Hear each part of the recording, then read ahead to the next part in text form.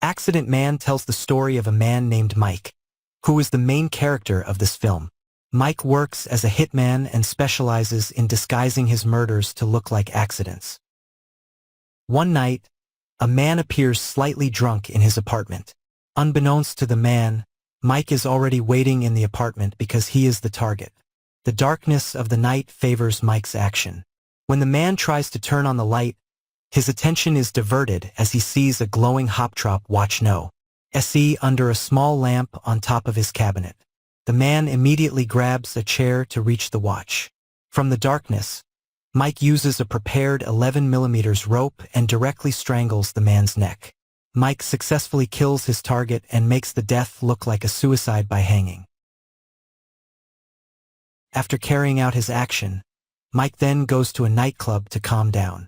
There, Mike bribes 2 security guards so they can go rest, allowing Mike to have time to cause chaos in the bar. Mike deliberately starts a fight with a thug named Bezer. Without further ado, Mike immediately takes him down, causing his friends to gang up on Mike. A brawl is inevitable. However, they are all considered nothing but trash to Mike because they are just street fighters who fight without technique, which of course is easy for Mike to defeat. Mike calls his barbaric habit PMT, or stress and tension relief, after committing murder. After enjoying himself by venting stress, Mike then heads to a pub called Oasis, which is the headquarters for assassins, including Mike. Oasis is not just a pub, but also a secret organization that manages missions for assassins with various specializations. Mike calls it the life-ending business, and it's a very big business. Besides Mike, there are several of his colleagues who are also hitmen. The first is Nightcliff, an assassin known to be very brutal and psychopathic, where he kills his victims with an axe. Then there is Pitt, who specializes in killing using poison, known to his victims for his simple and effective killing ability. Next are Mick and Mac. Mick is a former frogman, and Mac is a former British Special Air Service soldier. They are military veterans with experience in battlefields like Iraq, Afghanistan, and Syria. They are both experts in Taekwondo and also chemistry, where they usually kill important people by disguising it as common street crime. Among them is a woman named Jane, also the Ripper, a woman very skilled at using a katana sword. She finishes her targets in an old-fashioned way, where the target is aroused first before being slaughtered. Rumors circulate that he keeps the private parts of his male victims as trophies in his home. And lastly is Fred, a very intelligent hitman who hates the internet. He kills in an unconventional way, where Fred randomly chooses his victims from the phone book and also continuously researches new ways to finish off his victims. The owner of the Oasis is Big Ray, a retired hitman. There is a PR named Milton who acts as a liaison to communicate directly with clients and determine the assassin's missions according to their wishes, where Milton later takes 15% of the hitman's earnings as his commission. Mike is asked by Milton to carry out an assassination of a man named Arkarat, because the client wants a murder disguised as an accident, which is Mike's specialty. Mike immediately accepts the assassination mission. The next day, Mike is ready with his weapon on the roof of a building, where the target is seen not far from his calculated position. When the car passes, Mike immediately shoots the car's tire with a special projectile, causing the driver to lose control and crash. Mike's action, of course, instantly kills his target, and everyone will consider the incident a regular accident. Mike returns to his house to relieve the post-murder tension. However, for some reason, Mike suddenly remembers sweet memories with his ex-girlfriend, Beth Carpenter, who left Mike and decided to live with her girlfriend, Charlie Adam. Big Ray was right. Me crazy with all that eco rubbish. Melting up. She used to, 1 minute we'd be yelling at each other, save the planet. Can't believe you left me for. After that, Mike receives a call from Milton, asking Mike to collect his payment in an alley at night. When he arrives at the designated location, as the killer runs out of ammunition and intends to leave, Mike immediately intercepts and finishes him off.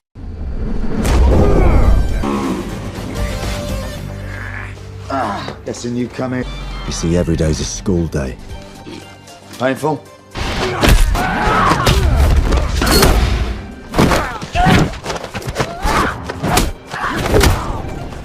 Or you could have rigged this.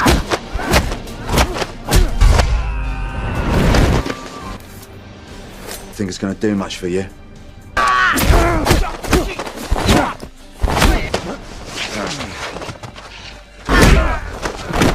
Common accident with the youth of today, and broke his little neck. You've calmed down a bit. Total Milton! I guess this guy shouldn't have entered the alley so fast. I'm an executioner, not a fucking evangelist. Not long after, Mike receives a message from his ex, informing him that Beth, Mike's ex, has died. That's dead. 3 to delete. The next day, Mike attends Beth's funeral, but only watches from a distance. After everyone leaves, Mike visits her grave and places a bouquet of flowers near her tombstone. Charlie then approaches Mike and recounts the chronology of the robbery that caused Beth's death, and tells Mike that Beth was pregnant with his child. You're Mike. DNA was splattered all over our apartment. A couple of junkies. We're talking about pregnant. She was pregnant. How Beth described you. I'm her sister, you dick. Upon arriving home, Mike watches a television broadcast reporting that the suspects in Beth's murder case have been found dead. However, there are rumors that his ex wasn't killed by those two addicts, but by a more professional killer. Beth was a very active environmental activist who gathered information about environmental rights violations by certain companies. Mike visits the crime scene.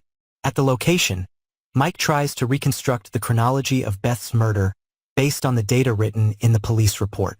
However, Mike finds a discrepancy in the type of sedative found in the victim's blood, where such a high dose of sedative is only given to someone with an excessive phobia of being on an airplane.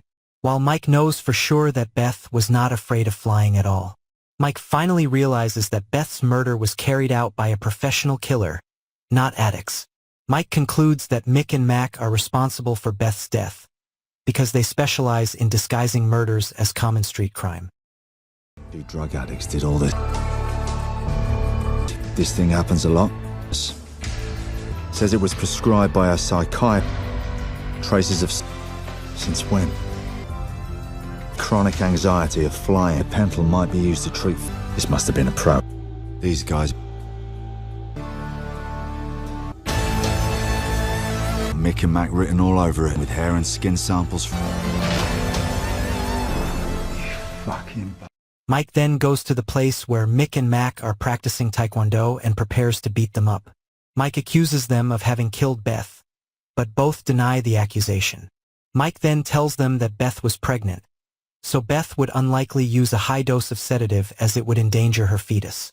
Finally, Mick and Mac admit that they killed Beth and say it was just part of their job. They didn't know the identity of the client who wanted Beth dead. I don't know what you're talking about, mate. It was you two, wasn't it? But Mike, it was just business. You got us. Now you need to step the fuck off. I don't think the odds are in your favor anyway. We were doing our jobs. Mike?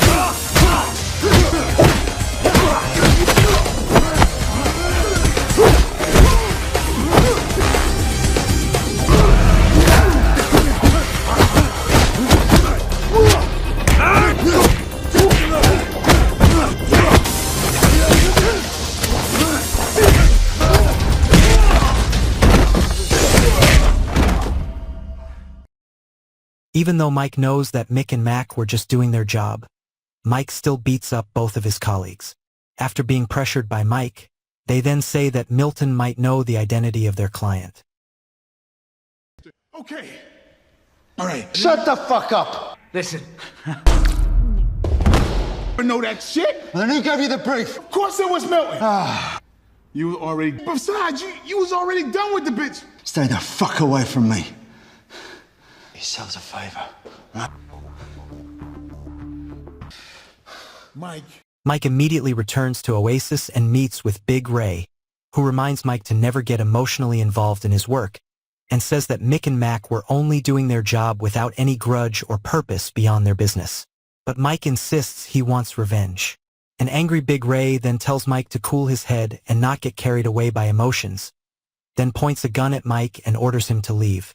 Mike leaves, but remains determined to wholeheartedly avenge the death of the woman he still loves. Not to get involved. Did you know? Never. The kid was mine. Bollocks. There's a word for that. There are certain business that we must always... We do not ask questions. Don't you back me, boy! Did you get back on board? He wouldn't hesitate to blow me in two should I decide to take a boomstick beneath the bar. His conflict with Big Ray makes Mike reminisce about his past, when he first met Big Ray. Mike was 15 years old at the time, hiding from thugs. Mike sees a mysterious man walking away from a house that had just exploded. After recording all the murders committed by the man, who is none other than Big Ray, and spying on him for weeks, Mike boldly goes to Big Ray and shows him all the recordings. Mike intends to blackmail Big Ray into teaching him to become a hitman. Big Ray almost wants to kill Mike, but after seeing Mike's strong determination and intelligence, Big Ray agrees to train Mike. Fallon. You kill people for a living. If anyone can help me, it's gotta be... Where'd you get this footage? Big Ray hampir ingin membunuh Mike. Tetapi setelah melihat tekad dan kecerdasan Mike yang kuat, Big Ray setuju untuk melatih Mike. Good kick. With Big Ray's help, Mike then carries out his first murder by shooting the heads of the thugs who often bullied him. Big Ray then tells him to stick cash on the antenna on the balcony outside his apartment. When the target tries to take the money, Mike, hiding in his room, then pushes him, causing him to fall from the height and die instantly. I didn't really feel anything. They say the first kill's always the hardest. Big Ray then says that he has proof of Mike's involvement in that murder, and warns Mike not to betray him. After that, Big Ray teaches Mike what he needs to become a professional killer and becomes a father figure to Mike. Good. People get those pics, and I will... Turns out, Only if you think you're up for it. Big Ray then establishes 3 important rules in the assassin profession, namely, never get angry, don't be emotional, vapor, and never get caught. 2 of those 3 rules have now been broken by Mike. Back to the present, Mike visits Charlie's place and tells her that Beth's activities as an environmental activist could have angered certain parties, so they decided to get rid of Beth. However, Charlie doesn't seem to believe Mike's words, especially after he says Beth was killed by a professional killer. Before Mike can explain further to Charlie, Cliff suddenly breaks in and tries to attack him with his axe.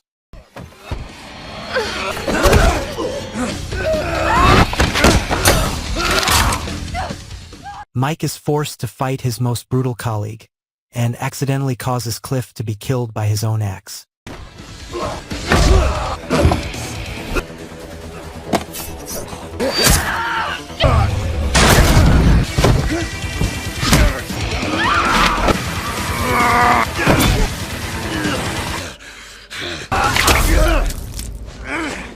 You almost took my fucking head off. Sorry about that, mate. You sent to take me out. Was it Milton? Mike. After learning that Charlie is also their target, Mike also urges Charlie to reveal all the information she knows about Beth's recent activities. Charlie then reveals that Beth was involved in a feud with Pankit Petroleum, a corrupt oil company that wants to drill oil in the North Sea, which Beth strongly opposed as an activist fighting for environmental preservation. Mike then asks Charlie to find information about that oil company, while he will track down Milton's whereabouts. I just killed one of my mates. I can't believe this is happening. Get out of here. Charlie. After finding out Milton's location, Mike, who no longer cares about Oasis's rule not to harm Milton, tortures him to reveal who ordered Beth's murder.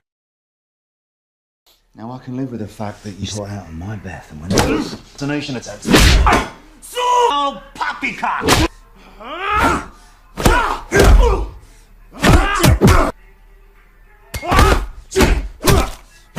Discuss every job. Milton then reveals that the person who ordered Beth's murder is a man named Leonard Ken. I don't know. Are you holding out on me? Leonard Kent.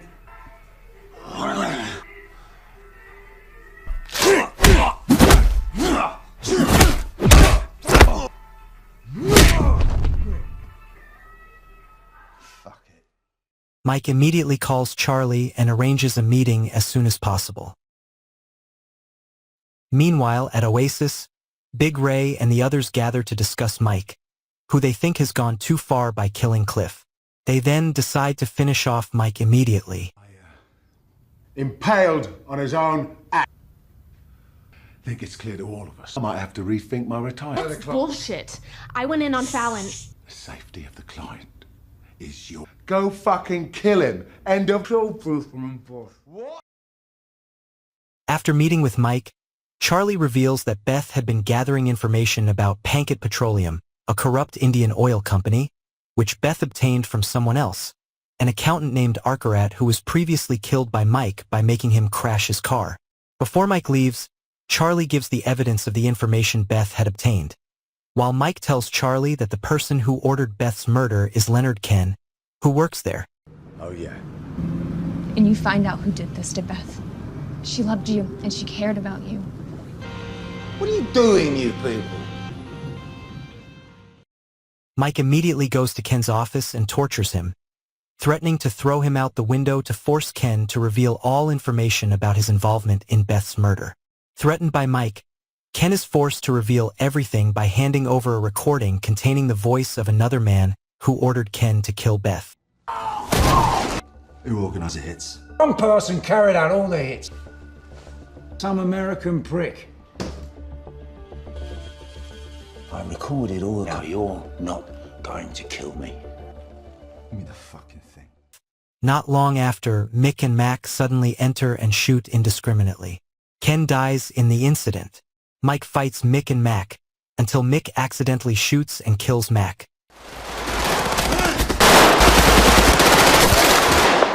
It's payback time, Calvin! You're not so homophobic now. Don't make this harder than it has to be. Ken tewas dalam insiden tersebut.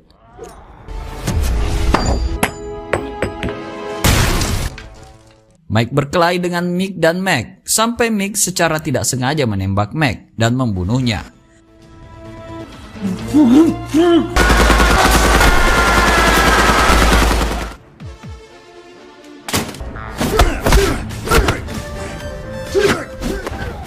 While Mike manages to incapacitate Mick with a fire extinguisher. While trying to escape from there, Pitt suddenly ambushes Mike outside the building, but Mike easily kills him using his own poison. Mike then confronts Fred, but only knocks him out and takes his homemade bandage. This, Mike. I'm very sorry. I know, but what am I supposed... What with your little bag of tricks?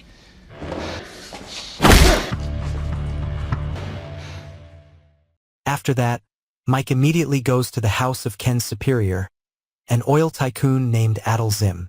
Upon arriving at Zim's house, the Ripper seems to have been waiting for Mike's arrival, and the two engage in a fierce war of words, until finally Mike manages to kill Jen with his own katana. We needed more. In my head, it was going to be me on your back instead of that. Let's see what you got. Oh, yes, we do, Michael.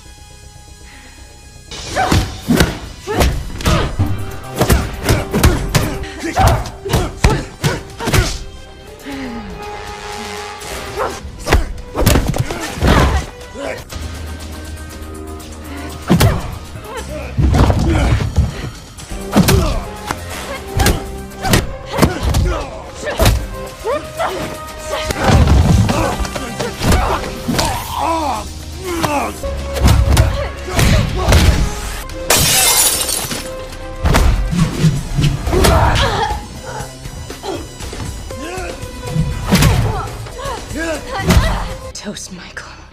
And if you're lucky, it's...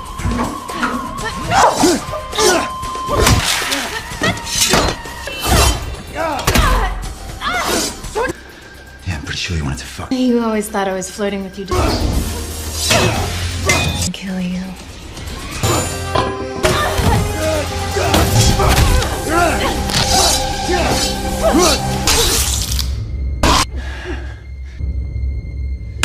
I reckon you wanted to. Mike then takes Jen's katana and goes to Zim. A cornered Zim then offers Mike a large sum of money if Mike doesn't kill him. However, Mike doesn't care and directly beheads the man. An ordinary accident. No police interference. Millions. I have money. Give me 24 hours. How long would it take to scrape together a hungry job for you at the very highest level? Me snuffed out after performing. No thanks. After avenging Beth's death, Mike goes to Big Ray at Oasis and says that he has killed all his colleagues because they tried to kill him.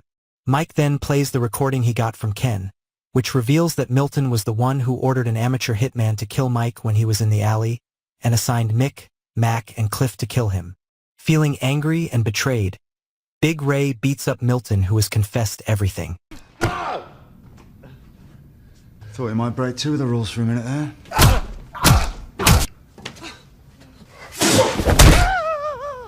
Fashion, greed, honest. It was greed. Seeing a battered Milton, Mike offers him the poisoned bandage he got from Fred. Milton then puts it on and slowly dies. To take out the accountant, didn't you? I'm sorry, I really am. Easier to clean. Looks like I owe Fred 100 notes. Big Ray then points a gun at Mike and threatens to shoot him. But Mike is sure Big Ray won't shoot him because Big Ray couldn't possibly bring himself to do it, as he has always considered Mike his own son. Big Ray then allows Mike to leave, but warns him never to return to Oasis. I brought you up as my own son.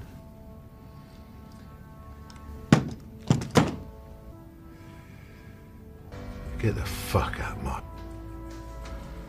You watch your back. Always do, Ray. Mike leaves and vows to protect the city in his own way, and the film ends.